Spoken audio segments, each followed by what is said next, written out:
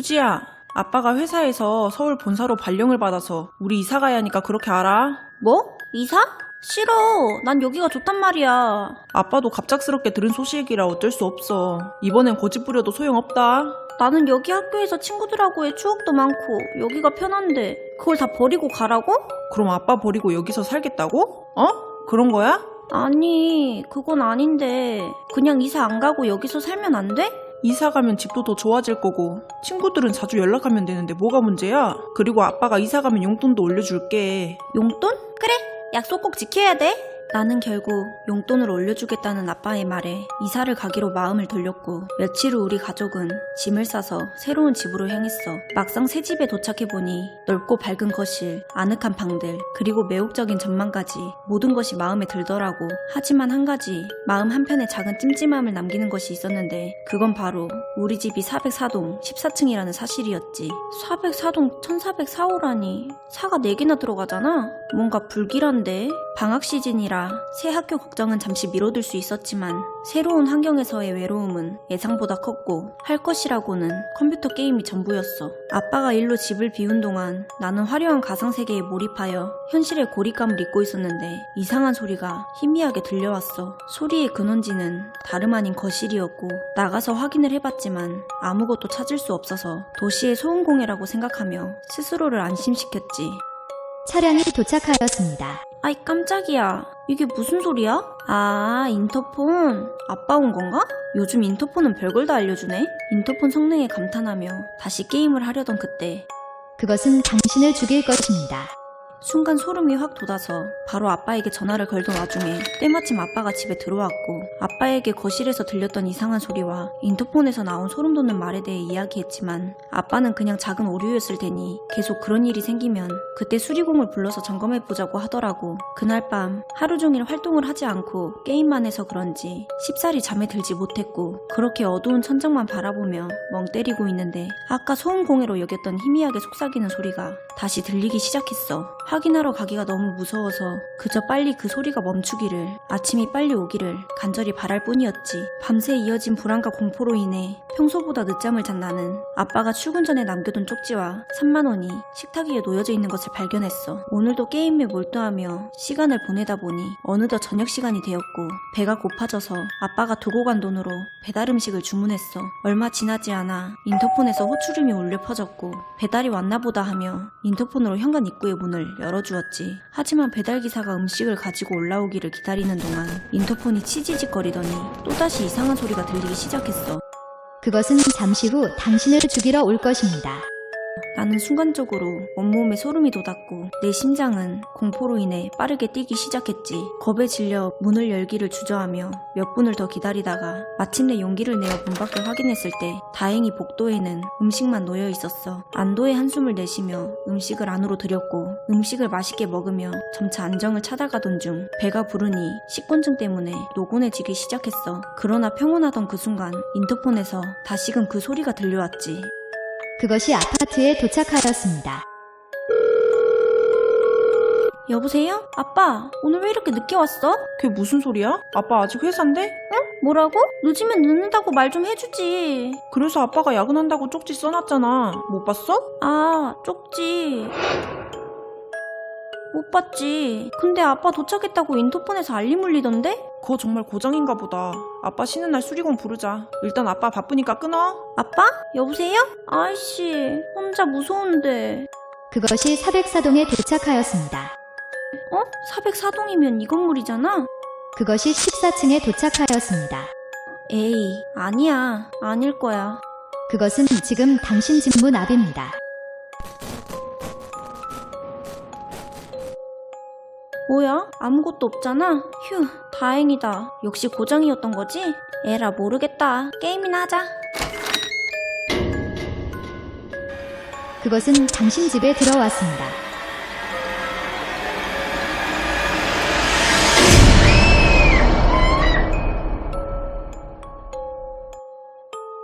너 참 맛있겠다.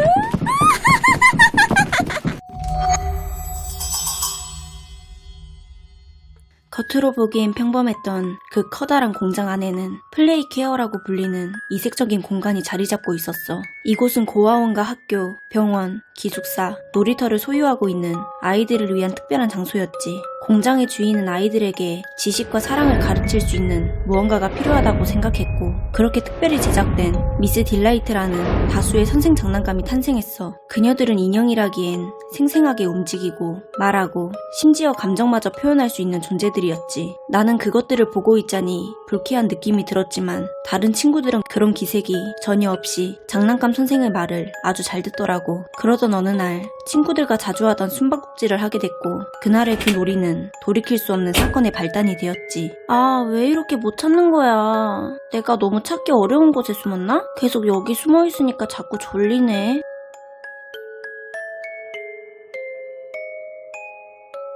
응? 뭐야? 왜 이렇게 조용하고 캄캄하지? 어둠이 내린 교실, 빛 한 점 들어오지 않는 창문 너머로는 조용한 밤이 자리 잡고 있었고, 주변을 살펴보니 학교 곳곳의 문들은 굳게 닫혀있는 데다 학교는 마치 오랫동안 방치된 것처럼 횡하고 버려진 느낌이었어. 탈출을 위해 발걸음을 옮기던 중 어디선가 싸우는 소리가 들렸고, 내가 조심스럽게 다가가 보니 소리를 지르며 싸우고 있는 건 딜라이트 자매들이었지. 너지?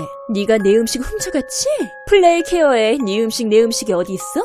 좋은 말로 할 때 빨리 내놔. 더러운 꼴 보기 싫으면 이거 말하는 거지?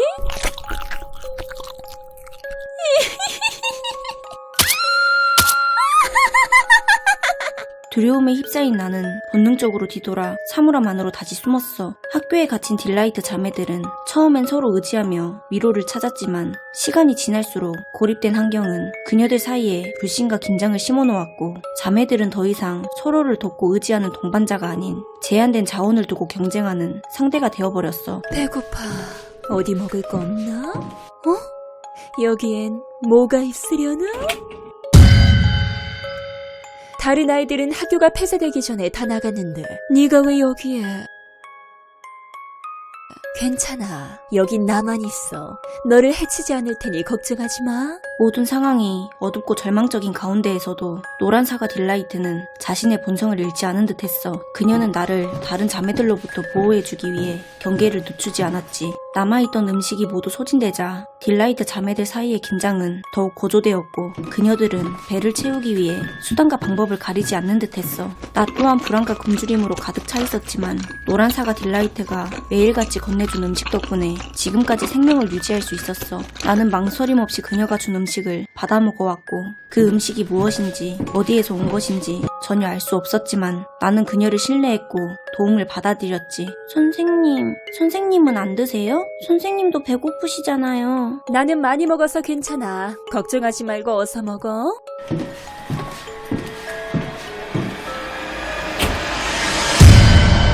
어머, 여기 있었네? 배고파서 한참 찾았지 뭐야. 이제 먹을 건 너밖에 안 남았어. 너무 슬퍼하지 마. 내가 맛있게 먹어줄게.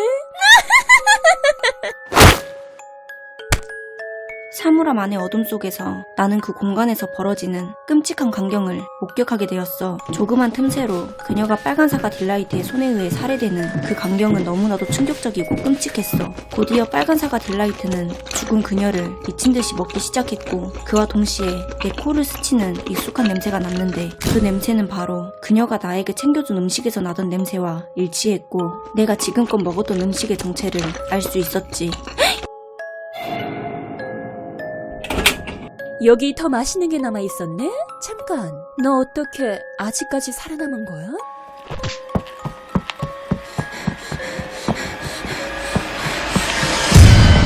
너 참 맛있겠다?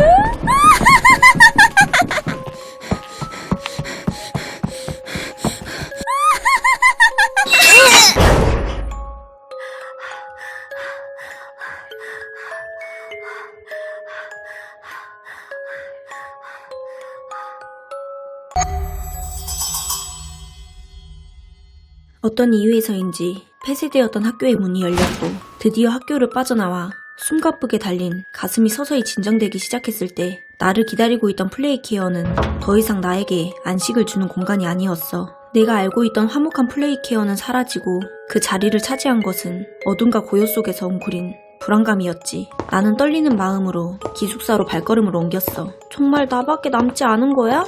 혹시라도 기숙사에 남아있는 친구가 있지 않을까? 이 생각 하나만을 가지고 나는 기숙사 복도를 조심스레 걸었어. 평소라면 웃음소리와 이야기로 가득 찼을 공간이었지만 지금은 오직 내 발걸음 소리만이 울려 퍼질 뿐이었지. 나는 각 방을 하나하나 살펴보지만 문을 열 때마다 대부분의 방은 텅 비어 있었어. 그러던 중 한 방에서 작게 흐느끼는 소리가 들렸고 조심스럽게 문을 열고 안을 들여다보았을 때 나는 이불이 미세하게 움직이는 것이 보였어. 숨을 죽이고 이불을 조심히 들추어보니 그곳에는 친구 한 명이 겁에 질린 얼굴로 웅크리고 있었지. 하윤이? 너 여기서 뭐해? 캣냅의 가스 때문에 여기서 나가지도 못하고 숨어 지내고 있었어. 캣냅? 캣냅은 이상한 가스 때문에 판매 중단된 수면 인형 아니야?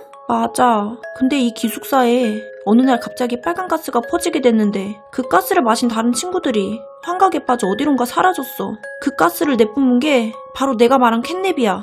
그럼 너는 어떻게 아직까지 여기 남아있는 거야? 나는 다행히 방독면을 가지고 있어서 환각에 빠지지 않았어. 이젠 남은 식량도 없고 여긴 너무 위험해. 캣냅이 언제 다시 올지 몰라.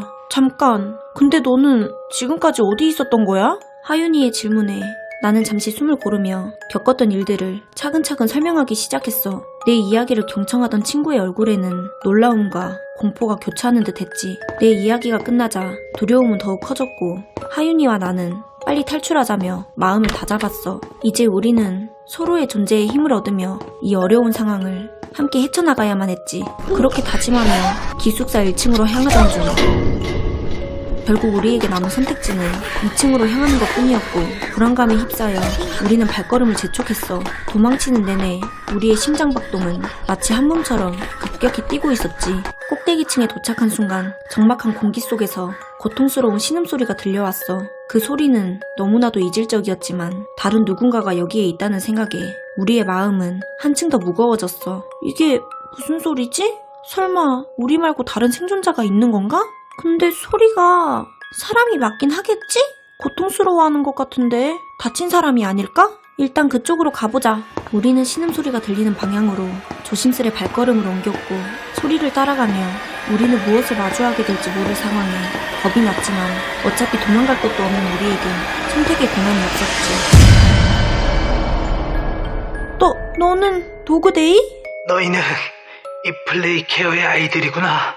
날 이렇게 만든 건 프로토타입과 캣냅이야. 그들은 정말 무서운 존재야. 너희도 여기 있으면 위험해. 곧 그들이 올 거야. 너희는 꼭 살아야 해. 그러니까 어서 도망쳐. 빨리!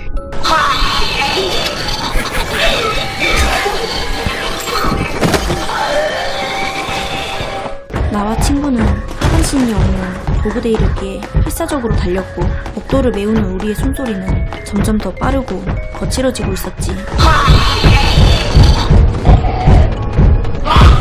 그런데 갑자기 친구가 발을 헛디뎌 넘어지고 말았어. 하윤아, 괜찮아?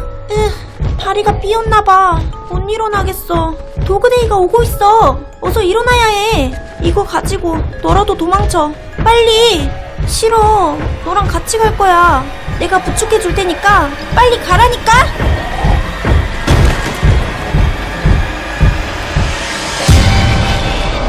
그 끔찍한 광경을 본 나는 친구가 준 방독면을 가지고 기숙사를 빠져나와 공장으로 도망쳤지. 공장 안에 들어서자 도그데이를 따돌렸다는 안도감과 친구를 지키지 못했다는 슬픔에 눈물이 쏟아졌어. 그 순간 슬퍼할 틈도 없이 공장 내부에 빨간 가스가 퍼지기 시작했어. 그 가스는 순식간에 공장 전체를 뒤덮었지. 이 위험한 가스로부터 벗어나기 위해 친구가 준 방독면을 다급하게 썼어. 그러던 그때 어딘가에서 불길하고 공포스러운 목소리가 들려왔지. 놀이는 끝나지 않았어. 살고 싶다면 여기서 빠져나갈 방법을 잘 찾아봐. 어차피 빠져나갈 방법은 없을 테니까.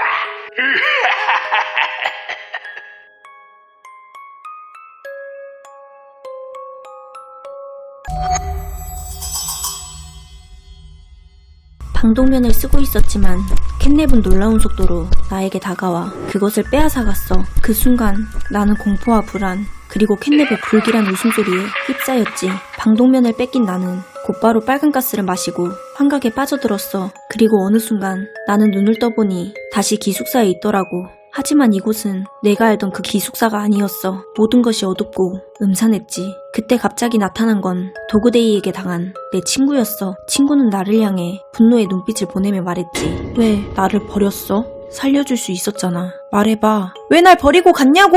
친구가 화를 내며 나를 질책하는 그 순간 나는 내가 환각 속에 있었다는 것을 깨달았어. 친구의 마지막 말이 내 귓가에 메아리 치며 나는 죄책감에 휩싸였지. 눈을 떠보니 나는 여전히 빈 공장에 멍하니 서 있었어. 나는 환각에서 깨어난 것에 안도하면서도 친구의 환영에게서 들었던 말들이 마음 한구석을 아프게 했지. 환각의 공포에서 겨우 벗어난 후 나 혼자서는 이 플레이키어라는 공간에서 결코 벗어날 수 없다는 것을 깊이 깨달았고 외부에 도움을 요청해야겠다고 결심했지. 전화기를 찾아서 외부에 내 상황을 알려야 해. 나는 중얼거리며 공장을 빠져나와 다시 학교로 향했어. 주변은 조용했지만 그 조용함이 오히려 나를 더 긴장하게 만들었지. 마음속으로는 구조 요청을 해야겠다는 절박한 생각을 하며 전화기를 찾기 위해 조심스럽게 학교 복도를 걸어가고 있던 그때 갑자기 캣냅의 음산한 경고가 공기를 찢고 들려왔어. 넌 여길 벗어날 수 없어. 그 말이 끝나기 무섭게 복도 끝에서 빨간 가스가 퍼지기 시작했어. 가스는 급속도로 복도를 채워가며 내 방향으로 다가왔고 나는 피할 새도 없이 곧바로 환각의 세계로 끌려 들어갔지. 그때 어딘가에서 들려오는 치지직거리는 소리에 홀린 듯 교실 안으로 들어갔어.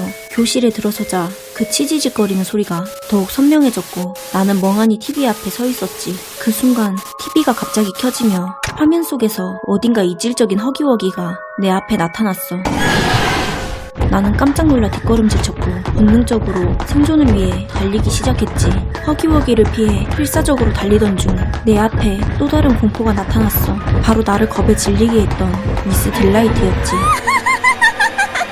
나는 놀라움과 공포로 인해 그 자리에서 굳어버리고 말았어. 너무 겁에 질려 눈을 질끈 감았고 눈을 떴을 때 내 주변에는 허기워기도 미스 딜라이트도 없었지. 환각에서 깨어난 후 나는 공포에 휩싸여 학교를 빠져나와 가까운 사무실로 달려갔고 사무실 벽에 등을 기대고 가쁜 숨을 고르기 시작했어. 여기는 안전하겠지? 괜찮을 거야. 빨리 전화기를 찾아야 해. 그렇게 스스로에게 되뇌이며 진정시키려 애썼어. 하지만 그때 갑자기 공간을 메우는 캣냅의 미친 듯한 웃음소리가 들려왔지. 그 소리는 실체가 없으면서도 너무나 생생하게 들렸고 나는 그 웃음소리에 다시 한번 공포에 질렸어. 그럼에도 생존을 위한 마지막 희망으로 다시 전화기를 찾기로 마음먹었고 사무실 이곳저곳을 다급하게 뒤지기 시작했지. 그리고 마침내 한 방에서 전화기를 발견했고 그 순간 내 마음은 안도감으로 가득 찼어. 하지만 바로 그때 사무실 안으로 다시 환각가스가 퍼지기 시작했고 가스는 순식간에 방 안을 가득 채웠지. 나는 환각 속에서도 외부와의 연결을 시도해야 한다는 한 가지 생각에만 집중했고 누군가 응답하기를 간절히 바랐어. 전화기 너머에서 들려오기를 기다린 것은 구조대의 목소리였지만 내 귀에 들린 것은 캣냅의 목소리였지. 아무리 발버둥 쳐봤자 넌 어차피 도망칠 수 없어. 캣냅의 목소리에 너무 놀라 전화기를 손에서 떨어뜨렸고 공포에 휩싸여 방에서 뛰쳐나온 순간 내 앞에는 기괴한 캣냅이 나타났어. 그의 눈은 미친듯이 나를 바라보며 나에게 달려들기 시작했고 나는 곧바로 미친듯이 뛰기 시작했어. 다급하게 엘리베이터 앞에 도착해 문이 열리자마자 안으로 뛰어들었고 그렇게 다행히도 캣냅을 따돌릴 수 있었지. 엘리베이터 안에서 나는 벽에 기대어 가쁜 숨을 몰아쉬며 마음을 진정시키려 애썼고 나는 서서히 환각에서 깨어났어. 외부에 도움을 요청할 수 없다는 사실을 깨닫고 잠시 절망감에 빠졌지만 곧 나는 캣냅을 죽여서라도 이 공포에서 벗어나야겠다고 결심을 굳혔어. 나는 캣냅을 죽일 방법을 찾기 위해 천천히 주변을 둘러보던 중 전기실의 문을 발견했고 그 순간 머릿속에서 떠오른 아이디어가 있었지만 이 계획이 성공할 거라는 자신감은 없었지. 모든 준비를 마친 후 나는 캣냅의 미끼가 되어야 했고 나는 숨죽이며 캣냅이 나타나기만을 기다렸어. 그때 캣냅은 나를 찾아 전기실에 들어왔고 나에게 다가오며 말했어. 이제 놀이는 끝났어.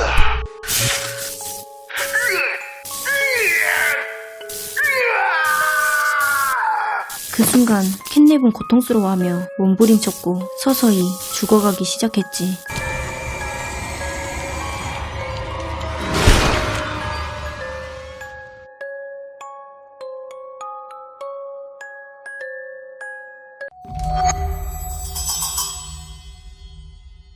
대학교 시절부터 함께한 남자친구와 나의 뜨거웠던 연애는 졸업과 함께 찾아온 취업 준비라는 현실로 인해 그리 호락호락하지 않았어. 이력서를 제출하고 면접을 볼 때마다 내 눈앞에 놓인 건 불합격이라는 통보 문자뿐이었지. 나의 취업 준비 기간은 기대와 불안이 교차하는 시간들이었어. 그날도 애사롭지 않은 하루의 끝이었지. 낮에 있었던 면접에서 최선을 다했으나 결과는 예측할 수 없었어. 집으로 돌아와 침대에 몸을 뉘었을 때 문자 알림이 울렸어. 합격 통보 문자가 내 눈앞을 스쳐 지나갔지. 태석아, 나 드디어 합격했어. 정말? 열심히 준비하더니 다행이다. 언제부터 출근하기로 했어? 내일부터 하기로 했어. 너무 긴장된다.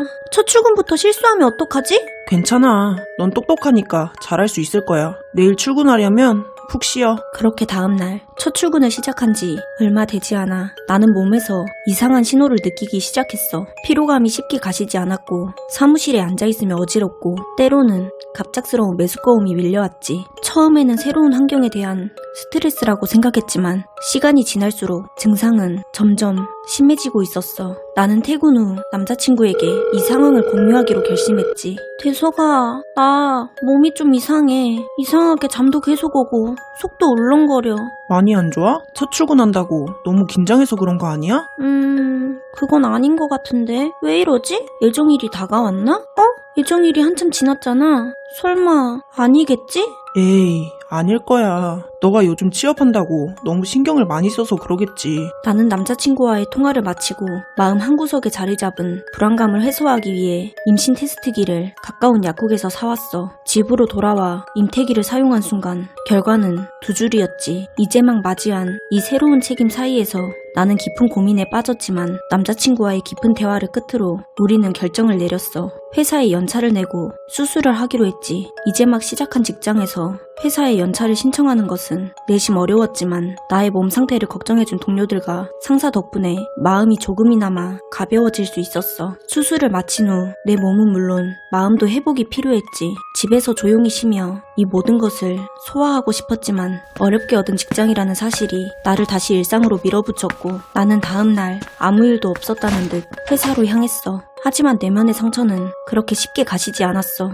사무실에 앉아있는 동안 나는 몸과 마음이 동시에 지친 상태임을 느꼈고 업무에 집중하려 해도 내 머릿속은 그날의 결정과 수술의 기억으로 가득 찼지. 그날 이후로 밤이 내게는 더 이상 평온을 주는 시간이 아니게 되었어. 꿈속에서는 항상 똑같은 시나리오가 펼쳐졌지. 아기의 울음소리가 어디선가 들려오고 나는 그 소리를 따라 어둠 속을 헤맸어. 이게 무슨 소리지? 매번 나를 이끄는 그 울음소리를 따라가 보니 오래된 장롱 앞에 멈춰 있었고 두려움이 섞인 마음으로 장롱을 열면 거기에 작은 아기가 앉아서 울고 있었어. 그 아기의 울음소리와 눈빛은 꿈에서 깨어난 후에도 내 마음속에 오래도록 남아 나를 괴롭혔고 밤이 찾아올 때면 나는 다시 그 어두운 꿈속의 세계로 끌려들어갔지. 남자친구는 시간이 약이라고 말했지만 시간이 흐를수록 나의 상태는 점점 더 나빠지기만 했어. 꿈에서만 느낄 수 있었던 공포와 슬픔이 현실에서도 나를 따라다니기 시작했지. 그 아기의 울음소리, 꿈속에서만 들렸던 그 소리가 이제는 현실에서도 내 귀에 들려왔어. 끊임없이 울려 퍼지는 아기의 울음소리에 시달리고 있었지만 나는 생활비를 벌어야 했고 매일 아무 일도 없었다는 듯이 마치 모든 것이 정상인 것처럼 회사에 출근했어. 그 결과 업무 효율이 크게 떨어졌고 매일 맡겨진 일을 마무리하지 못해 야근을 하게 되었지. 야근을 마친 후 아파트의 지하주차장에 차를 세우고 시동을 껐지만 평소라면 내 차량의 움직임을 감지해 밝게 빛나던 주차장의 불이 오늘따라 켜지지 않았어. 주위는 완전히 어둠에 휩싸여 있었지. 나는 차에서 내려 조심스럽게 주차장을 바라봤지만 어둠이 너무 짙어서 앞이 거의 보이지 않았어. 이럴 때 핸드폰은 왜 또 안 켜지는 거야? 주변의 침묵과 어둠, 그리고 목통이 된 핸드폰, 모든 상황이 나를 더욱 공포로 몰아넣었고 나는 겁에 질린 채로 서 있었지.